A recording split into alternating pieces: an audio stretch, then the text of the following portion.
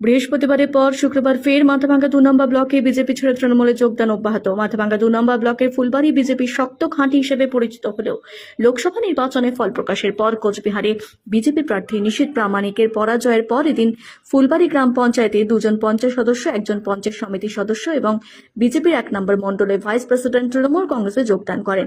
মাথাভাঙ্গা শহরে তৃণমূল কংগ্রেসের central party অফিসে কোচবিহার জেলা তৃণমূল সভাপতি অভিজিৎ দেব ভৌমিক, দলের জেলা চেয়ারম্যান গিরীন্দ্রনাথ বর্মন, মাথাভাঙ্গা 2 নম্বর ব্লক পঞ্চায়েত সমিতির সভাপতি শাবলু বর্মনের উপস্থিতিতে যোগদান কর্মসূচি অনুষ্ঠিত হয়।